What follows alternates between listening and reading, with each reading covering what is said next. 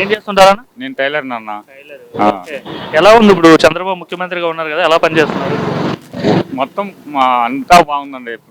ప్రభుత్వ పరంగా కానీ ఇప్పుడు డెవలప్మెంట్ రోడ్లో చూసామన్నారు. అసలు బళ్ళన్నీ అక్కడ ఊడిపోయినాయి. గత ప్రభుత్వం చూడు ఇవన్నీ మొత్తం ఎక్కడెక్కడి మొత్తం అంతా రోడ్లు గిట్లే కానీ పరిపాలన పరంగా కానీ ఇప్పుడు ఈ పథకాలు ఉన్నాయి కదా, గ్యాస్ ఫ్రీ ఒకటి, ఆ తర్వాత మన రైతులకు కూడా రిలీజ్ చేశారు.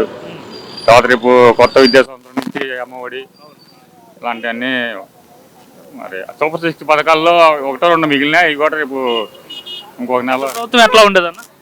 గత ప్రభుత్వం ఎందుకన్నా అసలు మాట నా మీద బోళ్ళు ఉన్నాయి. మీరు టైలర్ అంటున్నారు, మీకు అప్పట్లో గతంలో 10,000 ఇచ్చేవారు కదా? నాకే లేదండి. ఎందుకంటే ఆ సచివాలయంలో వాలంటీర్లు తెలుగుదేశం ముద్రోటేసి నన్ను ఇబ్బంది పెడతాం తప్ప ఇచ్చింది ఏం లేదు.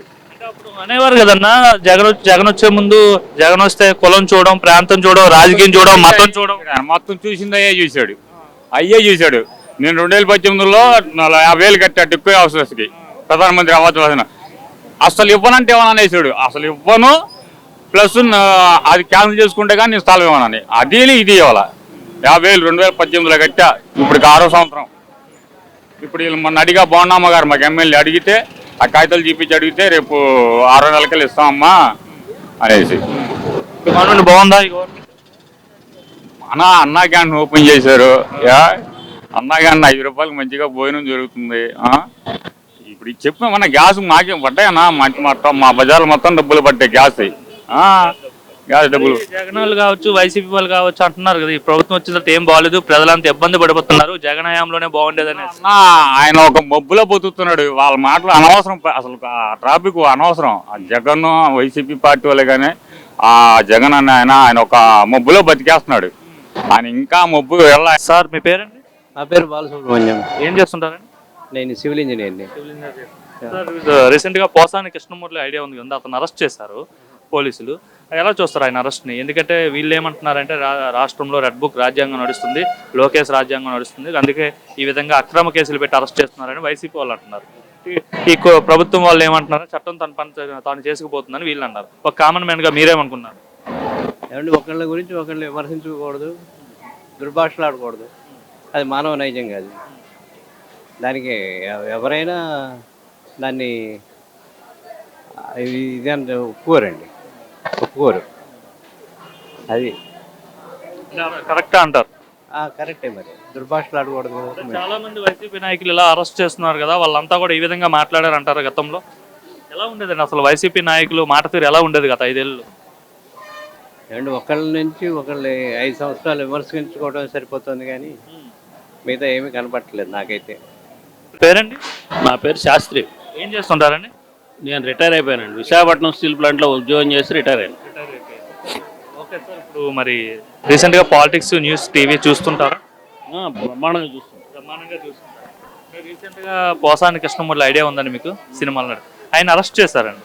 ఎలా చూస్తారు ఆయన అరెస్ట్ని? వీళ్ళు ఏమంటున్నారంటే కేవలం కక్షపూరితంగానే అరెస్ట్ చేశారు, రాష్ట్రంలో లోకేష్ రెడ్ బుక్ రాజ్యాంగం నడుస్తుందని చెప్పి వాళ్ళు అంటారు. వీళ్ళు ఏం చెప్తున్నారంటే ఇది కేవలం చట్టం తన పని తాను చేసుకుపోతుందని చెప్పి హోమ్ మినిస్టర్ కావచ్చు వీళ్ళంతా చెప్తున్నారు. ఒక కామన్ మ్యాన్గా మీరేమనుకుంటారు? ఏదైనా మనం కామెంట్స్ చేసే ముందు కొంచెం జాగ్రత్తగా ఆలోచించుకుని ఎవరి గురించి అయినా వ్యక్తిగత విమర్శలు చేయకూడదు. వ్యక్తిగత విమర్శలు చేసినప్పుడు దానికి వచ్చే పర్యవసానాలకు సిద్ధంగా ఉండాలి. మనం అందరం చట్టానికి లోబడి ఉన్నవాళ్ళు, మీరైనా నేనైనా మురళీకృష్ణ గారైనా ఎవరైనా కానీ. దానివలన మరి ఆ సెక్షన్లు వాటి ప్రకారం ఏదైతే చట్టం దాన్ని పని చేసుకుంటే ఆయన కనుక తప్పు చేయలేదు అనుకోండి, ఆయన బయటకు వచ్చేస్తారు. అలాగే అంతే. చంద్రబాబు నాయుడు గారు 50 రోజులు జైల్లో ఉన్నారు. మరి అప్పుడు చట్టం దాన్ని పని చేసుకుని ఆయన 3 సార్లు చీఫ్ మినిస్టర్గా చేశారు. అప్పుడు ఆయనకి లేని స్పెషల్గా ఈయనకి ఏం లేదుగా. అదే అందుకని రాజ్యాంగం మీద నమ్మకం పెట్టుకోవాలి, మనం పోలీసు వ్యవస్థను గౌరవించాలి, ప్రజలను గౌరవించాలి. 1 by 1 అరెస్టులు జరుగుతున్నాయి కదా, మొదట్లో పిన్నెల్లి రామకృష్ణారెడ్డి కావచ్చు, తర్వాత నందిగాం సురేష్ కావచ్చు, వల్లంనేని వంశీ కావచ్చు, ఇప్పుడు రీసెంట్గా పోసాని కృష్ణమూర్తి కావచ్చు, త్వరలో గోరంట్ల మాధవ్ని కూడా అరెస్ట్ చేసే అవకాశం ఉందని చెప్పి నోటీసులు ఇచ్చారు.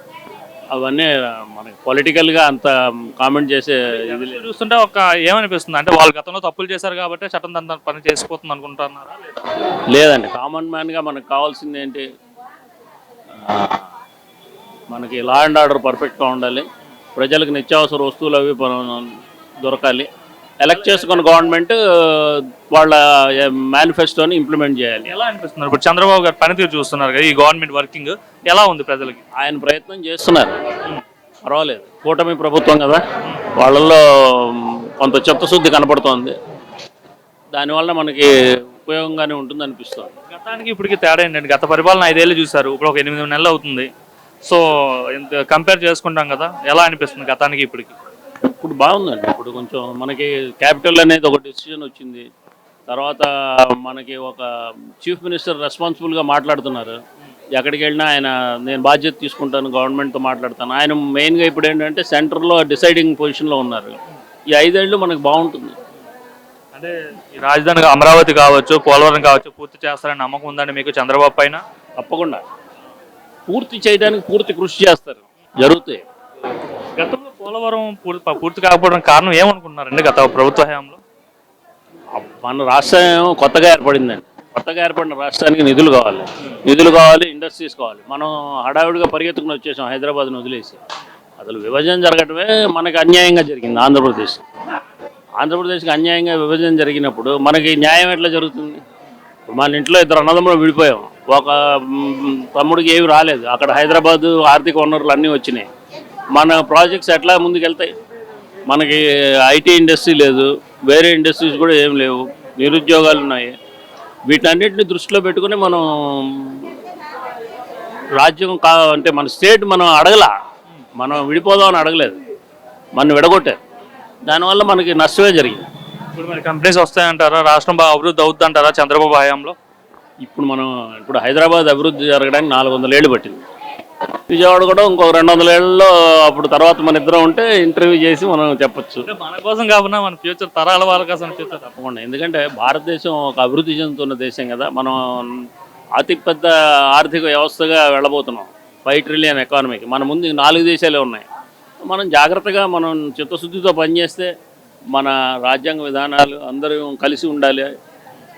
మతాలకి కులాలకి అతీతంగా మనం కనుక ప్రయత్నం చేస్తే డెఫినెట్గా మనం సాధించుకోగలుగుతాం.